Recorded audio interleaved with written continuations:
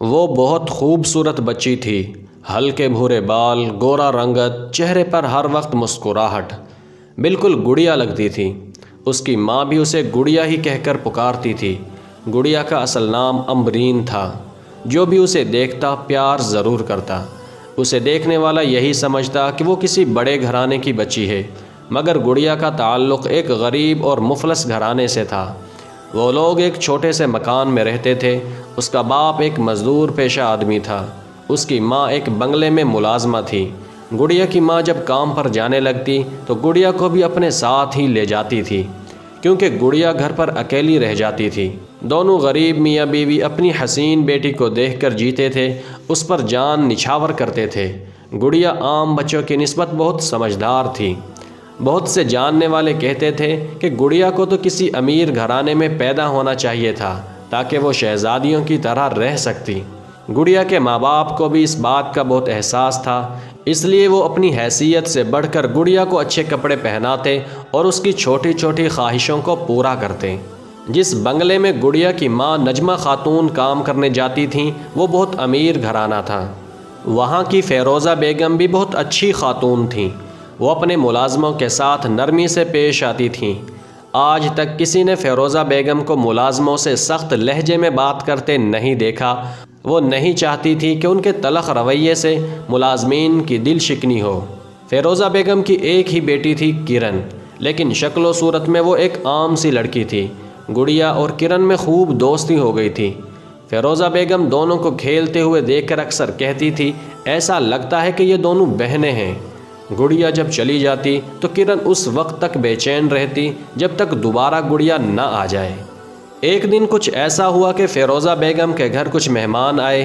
وہ لوگ فیروزہ بیگم کے رشتہ دار تھے۔ ملازمین مہمانوں کا سامان اٹھا کر کمروں میں رکھ رہے تھے۔ نجمہ خاتون کھانے پینے کی اشیاء ٹیبل پر رکھنے لگیں۔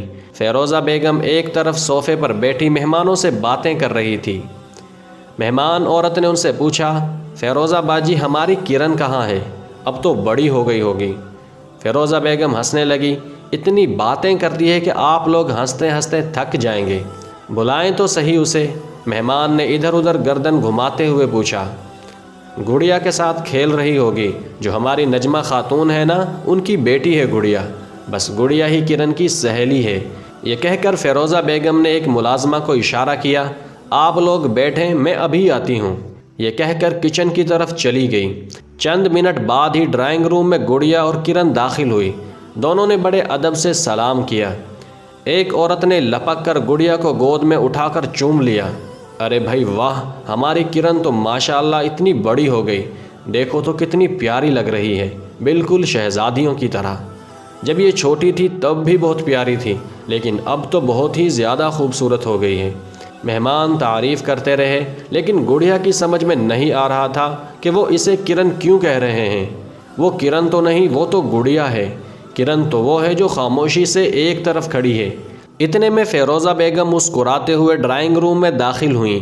وہ کچھ کہنا چاہتی تھیں، مگر اندر کا منظر دیکھ کر ان کا منہ کھلا کا کھلا رہ گیا۔ وہ حیرانی سے کبھی گڑیا اور کبھی کرن کو دیکھنے لگیں۔ کرن ٹکڑ ٹکڑ مہمانوں کو دیکھ رہی تھی، گڑیا مہمانوں کی گود میں گھبرائی گھبرائی سی لگ رہی تھی۔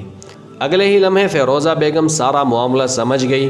یقیناً مہمانوں نے گڑیا کو ہی ان کی بیٹی سمجھا ہوگا، کیونکہ گڑیا کرن سے زیادہ پیاری اور خوبصورت تھی۔ عام کپڑوں میں گڑیا واقعی گڑیا جیسی لگ رہی تھی، جبکہ کرن اچھے کپڑوں میں بھی عام سی بچی لگ رہی تھی۔ یہی وجہ تھی کہ مہمان دھوکہ کھا گئے، لیکن اس میں قصور کسی کا بھی نہیں تھا، نہ مہمانوں کا اور نہ ہی گڑیا کا اور نہ ہی کرن کا، بس ایک غلط فہمی ہو گئی تھی۔ ارے بھائی، آپ لوگوں کو غلط فہمی ہو گئی ہے، بھائی یہ تو کرن کی سہیلی گڑیا ہے، کرن تو یہ ہے۔ فیروزہ بیگم کا چہرہ عجیب سا ہو گیا، انہیں شرمندگی محسوس ہو رہی تھی۔ ایک عورت نے کہا، مذاق تو نہیں کر رہی فیروزہ بیگم؟ ارے بھائی، یہ بھی کوئی مذاق کی بات ہے؟ فیروزہ بیگم شرمندہ سی لگ رہی تھیں۔ مہمانوں نے کرن کو دیکھا اور ایک عورت نے کرن کو بلا لیا اور گڑیا اور کرن کو ساتھ ساتھ بٹھا دیا۔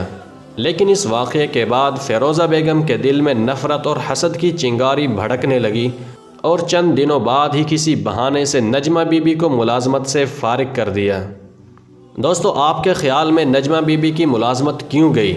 اس کی بیٹی کی وجہ سے یا پھر فیروزہ بیگم کے حسد کی وجہ سے؟ ہمیں کمنٹ میں ضرور بتانا۔ دوستو مزید ایسی ویڈیوز دیکھنے کے لیے ہمارے چینل کو لازمی سبسکرائب کر دیجئے۔ شکریہ۔